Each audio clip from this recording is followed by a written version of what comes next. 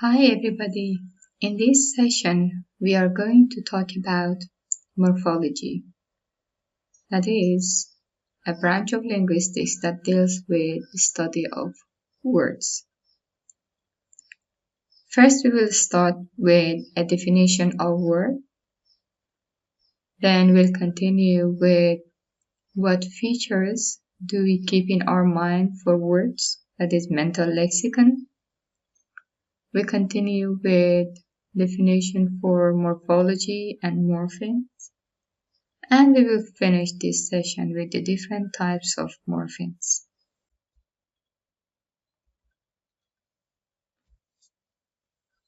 So the first thing, we need to decide what is a word.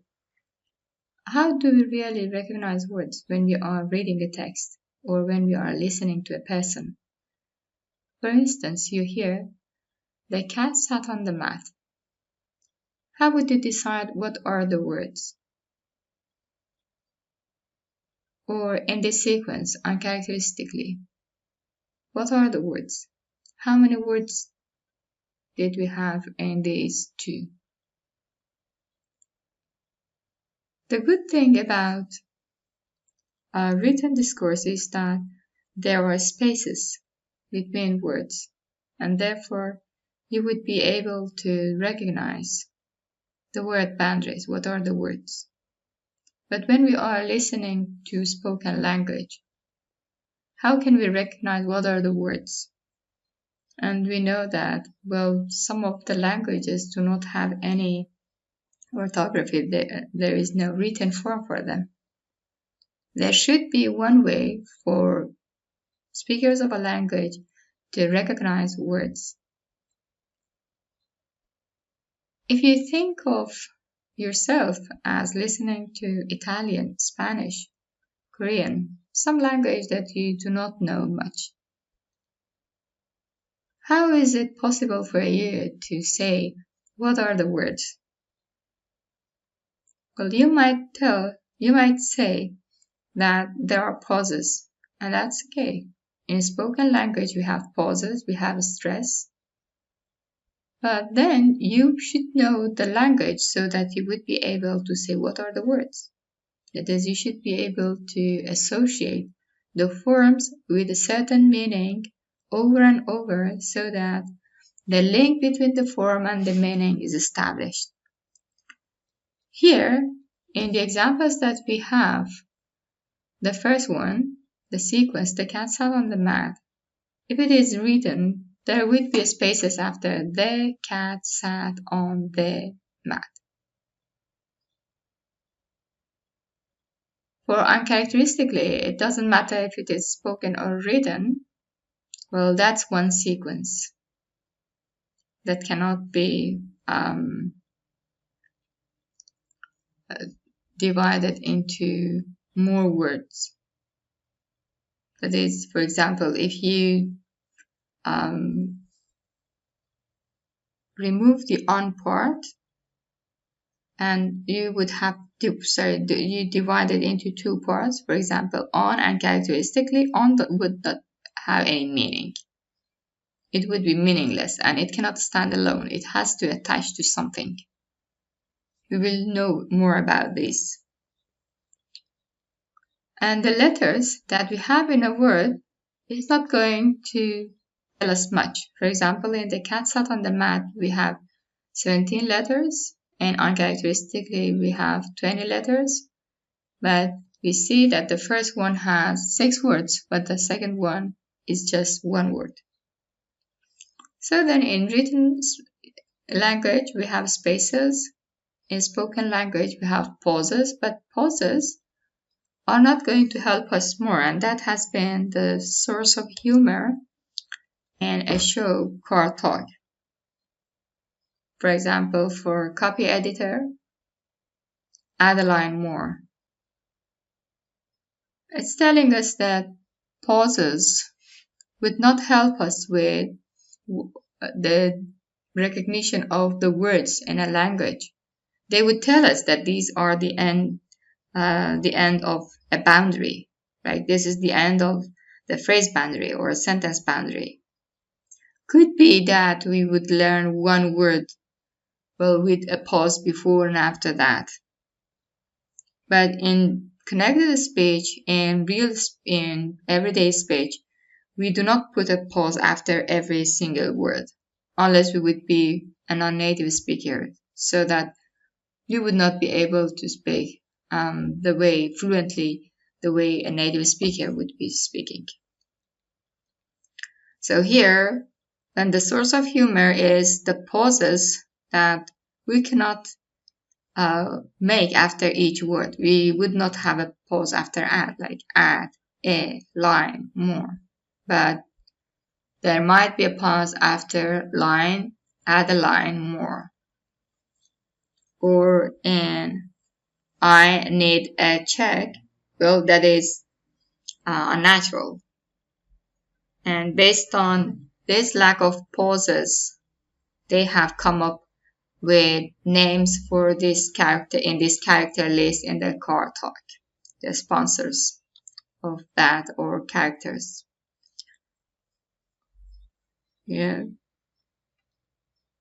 Again, for example, this more emissions, because at me you would have the stress pattern, and if we take the stress pattern as the beginning, then we might have something like more emissions.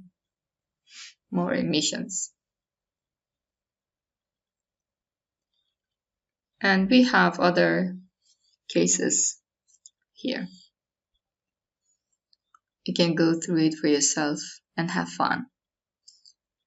So therefore, we need to have this experience of linking a form with a meaning. And we do this from the time that we start learning the language. As children, as early learners, well, we first names for objects and we link them over time. And therefore, we would know what are the words in a language. The first words that come about in a child's linguistic knowledge is coming about as a result of experience with association of form with meaning. And as native speakers of a language, we have an unconscious knowledge of the words. So when we are speaking, it might be the case that as I'm speaking English, I would have pauses in places that are not permissible by a native speaker.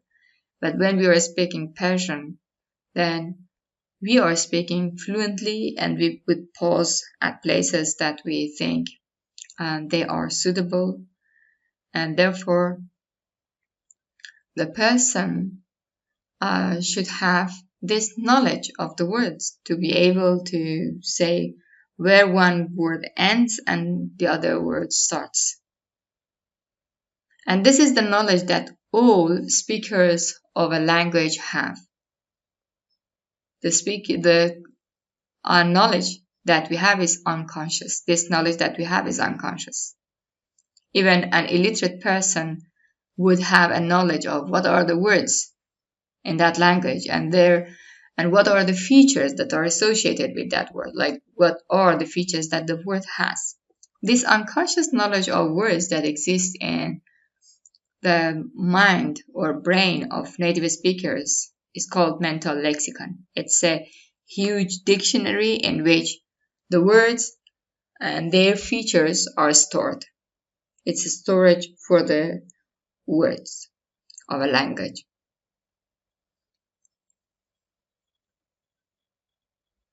Now, what are included in the mental lexicon in this big dictionary that we have in our mind or brain? The reason that I'm saying mind and brain is because mind is something abstract. You cannot touch it. But brain is something concrete that you can touch it. And there have been studies in which they have stimulated some part of the brain and the person has been able to name the word that has been stored in that certain place in the brain. And all the brain scans about the flow of flood in a certain place when For example, they have heard a word or they have said a word is also an evidence that we have really those words stored in some parts of our brain, that this physiological basis is there for mental lexicon in our brain. One piece of information that is included in mental lexicon is phonological representation. What are the sounds in the language and how they combine, and in what combination and with what pattern, with what phonological rules they form a phonological representation. For every single word, we have then some information about how it is pronounced, with what stress pattern, with what sequence of sounds. And this is what we see in a dictionary, in a paper dictionary, that we have words and then we have the pronunciation between slashes, or even in online dictionaries. Another piece of information within our mental lexicon is how the word is spelled. However, this is not the kind of information that you would see in the mental lexicon of every person, because, well, some of the languages do not have a written form, or it can be the case that the person is not literate.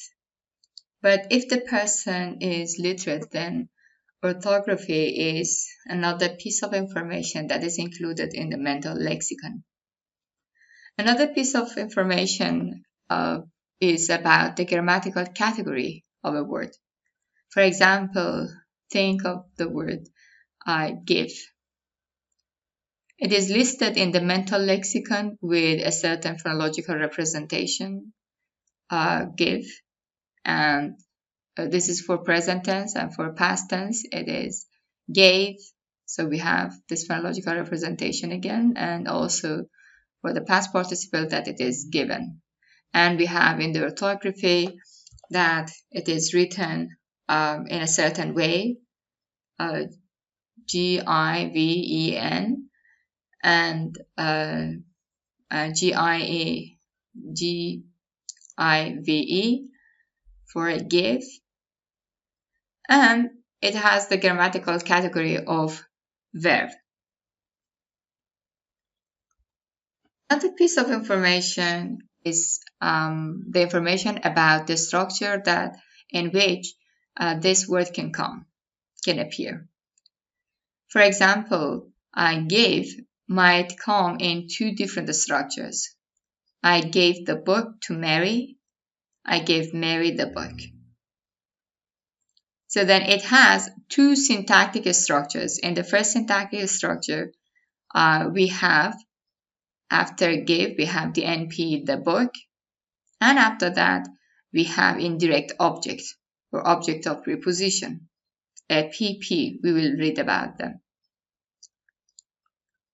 This is one choice. Another choice, an alternative structure is to have two NPs after give. I gave Mary the book. Two NPs without any preposition. So then, for give, we have two subcategorization frames based on what we talked about. And also it is included there that this give has some object as one of its participants in this event, that this object changes possession from one person to another person. And we will later see that it is called argument structure. So this kind of information is also included in our mental lexicon. We have meaning. Part of the meaning was this argument structure information, that the one who is doing the giving is an entity that is animate, is capable of transferring something, and there is something that is transferred, possession, from one person to another person, and there is another entity that receives it,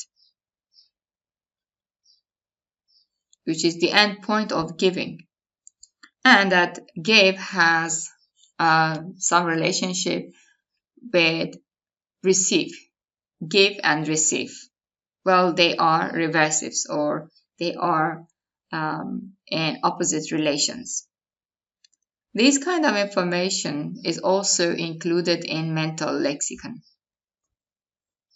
So then, in mental lexicon, we have something about how the word is pronounced, how it is written, what is its category, where in the sentence it can be used, whether it's a transitive verb, for example, or intransitive verb, what are the structures, different structures it can appear, and what are its different meanings, and what are the semantic relations between the words.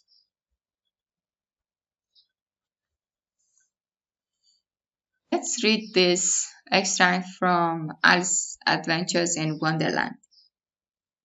And even the patriotic Archbishop of Canterbury found it advisable.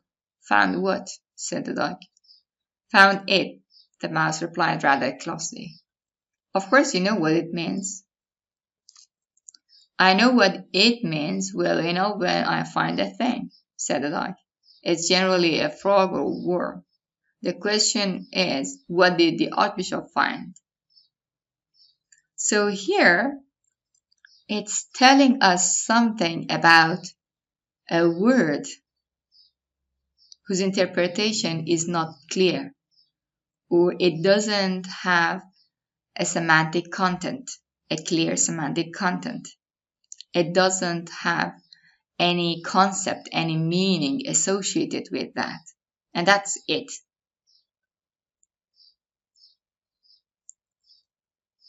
So it here is a word that gets its interpretation from the context. And the context can be the physical context out in the word, some object that it refers to based on our knowledge of English, that is, it refers to a third person singular thing. Or it might refer to some phrase, some word, some clause within a sentence. And here, in this sentence, we after found it advisable, we expect a clause to come after that so that it would be interpreted. But the dog has interrupted the mouse by saying, found what? That is, asking for its reference, its meaning, its interpretation in the physical word. And it is not the only word that is of this type. For example, there, of, you, I. These are also words that their interpretation or their meanings are not clear. These words are called function words. Function words are used because they are required by rules of syntax. For example, here in found it advisable, since we have had a phrase after find, and it has been a phrase or clause that is heavy and it cannot be here and be in its place, and therefore it has moved to another place after advisable, and it replaces that clause. It refers to that clause. Or when the dog interprets it physically, literally, and wants to find its interpretation in the outside world, it's telling us that it's going to find the relationship that is there. Like what does it refer to?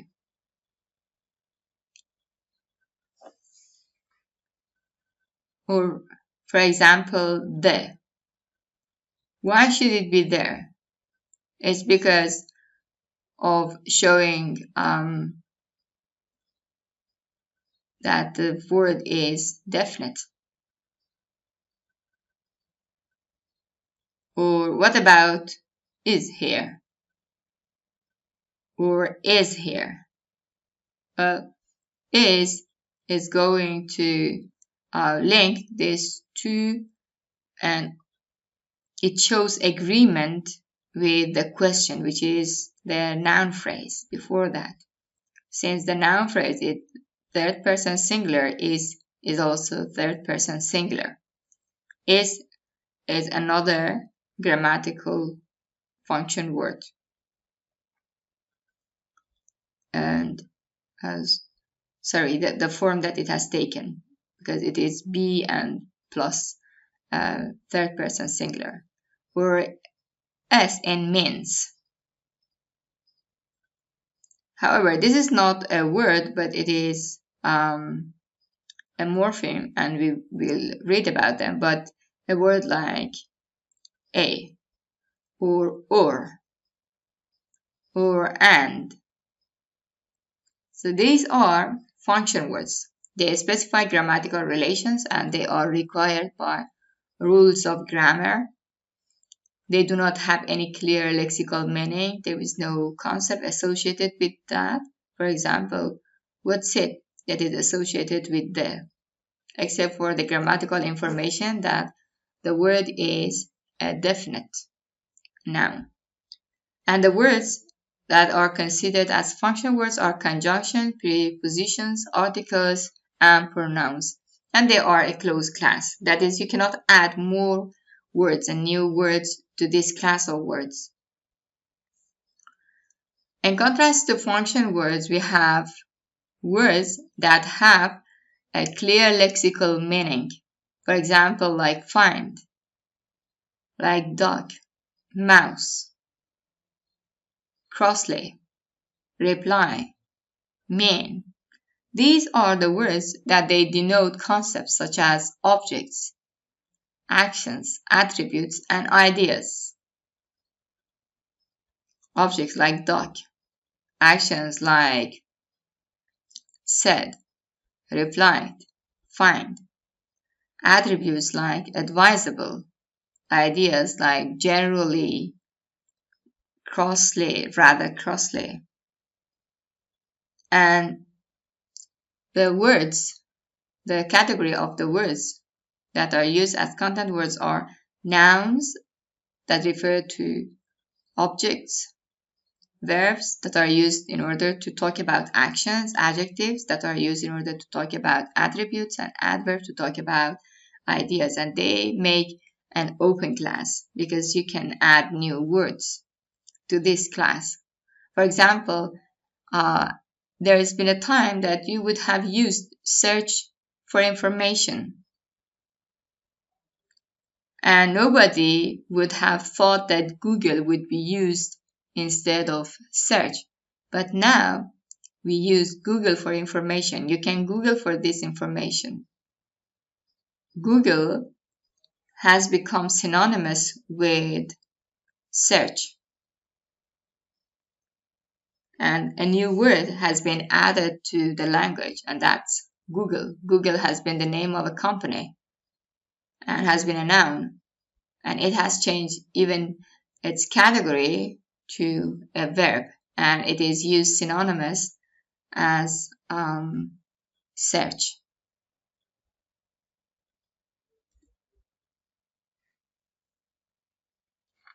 Do we have any experimental evidence for the different types of words? Yes. The brain would process a function word and a content word differently. Let's see how. Read this and try to find F's in it and count them.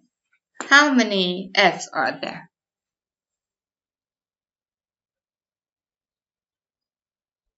How many F's were there? If you have come up with less than 6, then you need to count again. And this time, count the F's in off. The brain treats content words and function words differently.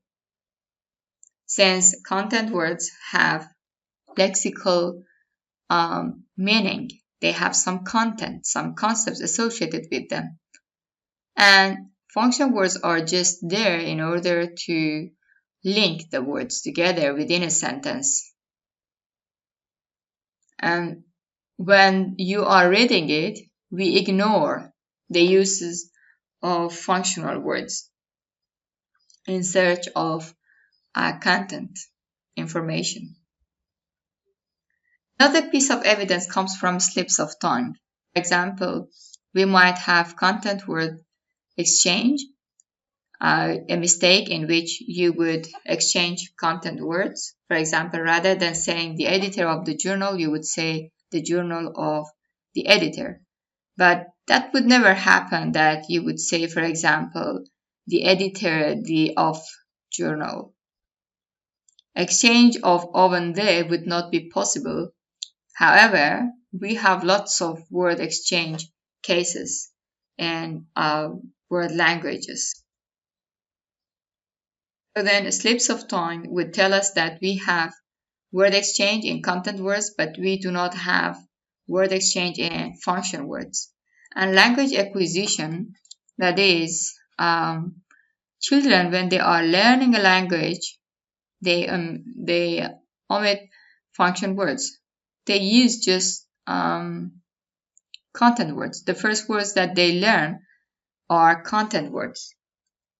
At one stage level, they are purely content words. At two stage level, purely content words.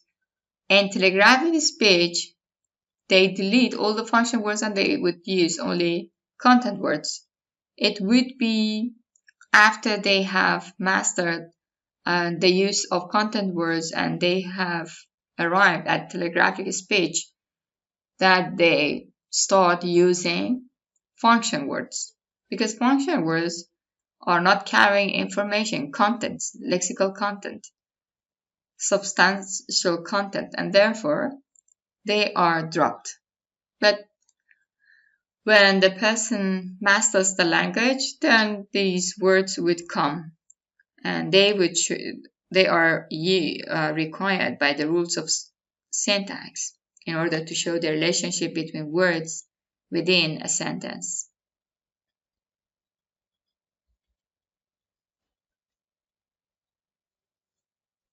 Let's read this extract again from Through the Looking Glass. You would learn to love Alice as you've and Lewis Carroll, actually, as we finish the linguistics class. So, Humpty Dumpty. They gave it me, Humpty Dumpty continued, for an on-birthday present. I beg your pardon? Alice said with a puzzled air. I'm not offended, said Humpty Dumpty. I mean, what is an on-birthday present? A present given when it isn't your birthday, of course. What's happening? Well, on birthday is an unusual word. We do not have it. Humpty Dumpty has created it, but based on rules that are there in the language and based on the units that Humpty Dumpty knows from the language, that there are some units with certain meanings, and you can use those elements and add them to words and change their meaning or their category or in order to convey grammatical information. Here, on is used. Usual, unusual. Usual is an adjective and unusual is a negative adjective, not usual. Desirable, undesirable. Happy, unhappy. So then, this rule is there in English, that you can add on to an adjective and you can make a new adjective with a new meaning. You can create a word with a new meaning. And Humpty Dumpty has created a new word, but it might be a question for you that, well, birthday is a noun, but in usual we are using an adjective and then we say unusual, or happy is an adjective and we make it negative, unhappy. Birthday here before is used as a modifier before another noun. We have birthday noun before present a noun. Birthday present, noun, noun. The first noun is the modifier of the second noun, functioning as an adjective. And therefore, Humpty Dumpty has used on before that in order to make it a negative modifier, like unhappy. So you are already familiar with some unit that is smaller than a word and that it is associated with some meaning. And as a result of using it, we created a new word with a new meaning. And it's easy for us to come up with the meaning for that just because of the knowledge that we have about the units of the language and the rules that are there in order to form words. We have it, same thing, the same small thing that appears in different words, and there is a constant relationship between that form and the meaning. And the list here, we already talked about on. Now let's go through this list of words: phonetics, phonology, phone, telephone, symphony. So in phonetics, we have phone. In phonology, we have phone. In phone, we have phone. In telephone, we have phone. And in symphony, we have phone. And in all of them, there is one elemental meaning, and that's sound, which is associated with this small thing that is kept in different words. So this small thing, this small form, which is not a whole word, but is part of the word,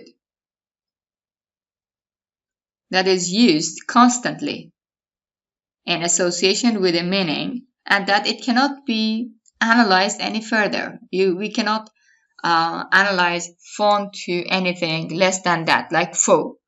We have a foe in English, and that means enemy, but that doesn't have any relationship to the forms that we have here. So it's important that not only there would be similar sound patterns, but that sound pattern should be associated with a certain meaning constantly over words, so that they would be regarded as the unit that we are going to talk about, which is morpheme. So then, what is the definition of a morpheme? It's an arbitrary union of a sound and a meaning or a grammatical function. And it cannot be further analyzed. It cannot be broken down to any other unit. If we broke it down, then for phone, then we would have phonemes that they do not carry meaning, but that they would cause a change in the meaning if they are changed. For example, phone rather than f, we can use b, bone, and then we would have a new word. But then we have a new word and a new morpheme. So then, morpheme is the minimal, smallest unit of language that links a sound, a form with a meaning, and it cannot be broken down anymore. A morpheme can be a single sound, like A, for example, social, asocial, moral, amoral. A single syllable like on and unhappy, or er, like work, worker, learn, learner, or a whole word like lady, crocodile. Again, related to what we already talked, that a word can be monomorphemic, like crocodile, lady, one morpheme. Sky, bag, cat, they are monomorphemic words. Finger, a monomorphemic word. So finger is not fin plus er like worker, but that finger itself is a whole word. Or sister is not a combination of sis plus er, like what we have in worker, learner, teacher, but that it is made up of one morpheme. But in learner, teacher, worker, we have two morphemes. Or it can be polymorphemic, that is, there would be more than one morpheme, like what we already talked about, teacher, learner, advisable, undesirable, phonology. And phonology, for example, we have two. And undesirable, we have three.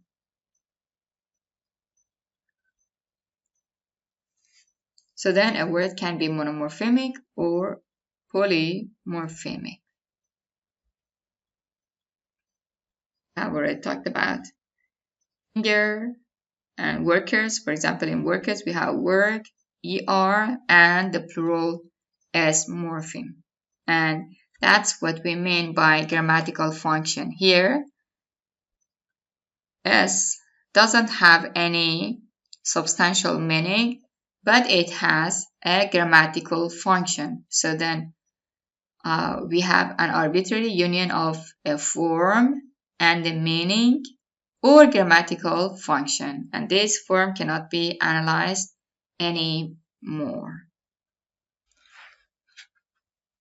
So based on what we have said so far about morphemes, then what is morphology? How would we define it? It is a field in linguistics, a branch of linguistics that deals with the study of words.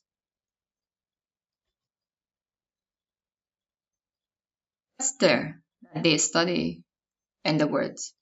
Well, we saw that, for example, desirable can be made negative, undesirable, or that desirable is made up of two morphemes. So the study of the internal structure of words, that what are the words made up of, what are the constitutive parts of words, and what rules are used in order to form them, is the subject of study in morphology. One definition for morphology is it's a field of study that is focused on the internal structure of words and word formation rules.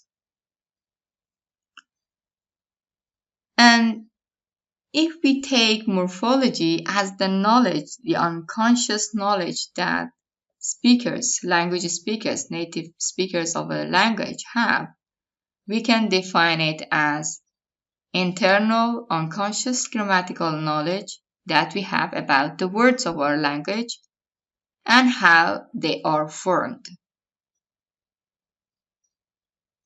So then morphology is both what we do in this class, that we study the internal structure of words and how the words are formed and how we can create new words and add new words to a language, and also the knowledge that we have that enables us to study, to use the word and to form the word, to create new words.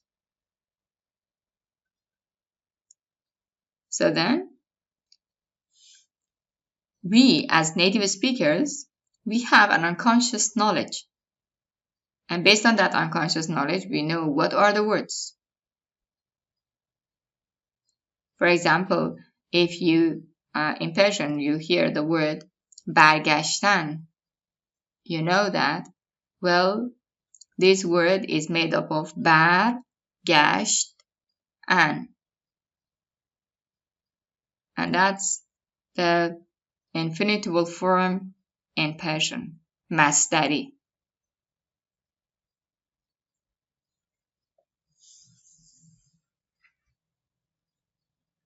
Based on this definition, there are some points that we need to take into account. One is that words have internal structure. That is, there is something within them. And undecidedly, well, we know that we have a word decide, and from this word, which is a verb category, has a verb category, we can add ed and make an adjective out of that, decided, a decided person. And we can make this adjective negative the way we have done for desirable, for example, desirable, undesirable, happy, unhappy. Here we can also make this negative, undecided. And we can make an adverb from an adjective by adding ly, undecidedly. So we saw that there is an internal structure in undecidedly, that we have one part that functions as the root, decide, and then we add first a morpheme that changed that into an adjective, and then we added another morpheme that changed it into a negative adjective, that is, it added a not meaning to that, it changed the meaning of it, and we added finally ly in order to change its category, and now we have a new word. So we saw that as we are going on with this building the word, shaping the word, forming the word, we are also changing the category or the meaning or both. New words can be added to a language, and Covidiot was an example, or Google was an example. To Google for information, or he is a Covidiot. The meaning of a morpheme is constant. That is, when we want to recognize a morpheme, it's not important just to see that the form is constant. For example, we have the morpheme ER. But this morpheme has two different meanings, and it functions differently. It makes different types of words. For example, there is one ER that is added to verbs, and we can make an agentive noun like learn, learner, work, worker, write, writer. And there is a comparative ER that using it, we add it to an adjective and we change it into a comparative form, bigger, for example, big, bigger. In the first one, ER is attached to a noun, to a verb, is attached to a verb and creates a noun. And the second one It is attached to a verb, to an adjective, and it makes it comparative. So now we have two different morphemes. One morpheme that has an agentive meaning and another morpheme that has a comparative meaning. Just because of the form that they are both ER, we do not say they are one morpheme. They are two different morphemes because they tell us about the association of two different forms, the same form with two different meanings. The meaning of a morpheme is constant. It doesn't change. Otherwise, we would have a new morpheme. Here, ER, the form is constant, but the meaning changes. And therefore, we say we have two different morphemes here. The association of meaning and form is important.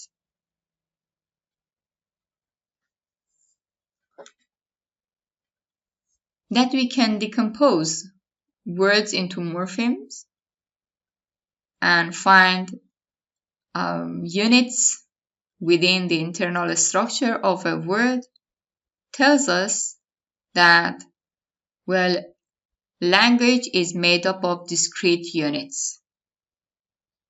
If you remember, discreteness was one of the universal properties of human language. And this is at the base of linguistic creativity. That we have, for example, a morpheme on that you can use before different adjectives and change them into the opposite of it shows linguistic creativity, that we can create new words. Or that we have ER and we can add it to a verb and create a new word. Well, that shows linguistic creativity and shows that ER is a discrete unit. Morpheme is a discrete unit. That you can use it in different contexts in order to create new forms. Well, at the time, blog did not exist in English, but blog came, and then ER could be used with that to say blogger, bloggers. Or right now we have Google, but it's possible to say Googler, Googlers, dear Googler, for example. So this shows linguistic creativity, that we can use the discrete units that are there in the language in order to create new words. And that we can decompose, we can divide words into their constitutive morphemes shows discreteness of human language, that human language is made up of discrete units.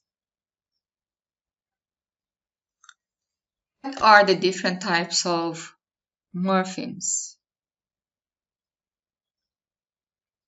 Do I do things that make you nervous, mean, or judgmental, or something? If I have some ugly trait that, no, not ugly. That is the problem. You are so beautiful, so perfect, so right in every way.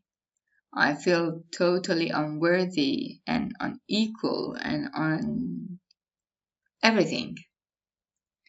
Brad, you are not on. In fact, you are whatever the opposite of on is. On. Yeah, could be on. On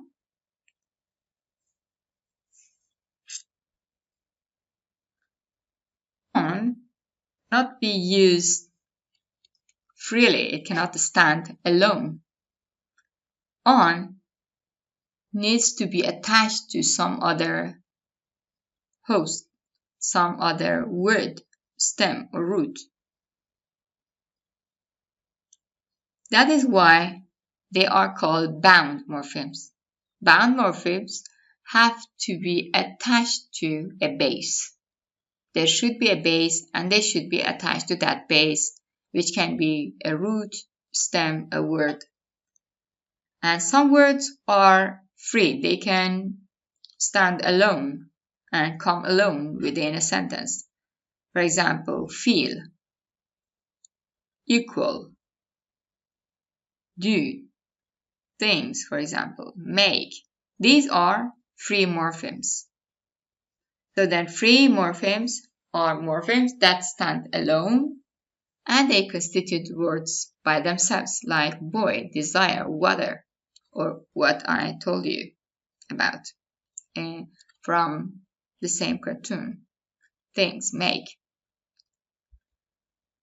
Bound morphemes, they must be attached to a base morpheme, to another morpheme, which can be a word or another bound morpheme, and are always parts of words. That is, you can never see them standing alone, like what you have here on. On cannot stand alone, so that it can be made negative. Ish in childish, for example. Ed and decided, for example. Trans, for example, in transport, transfer. These are bound morphemes. Or sieve, for example, in perceive. Sieve is a bound morpheme. Or fer in transfer is a bound morpheme.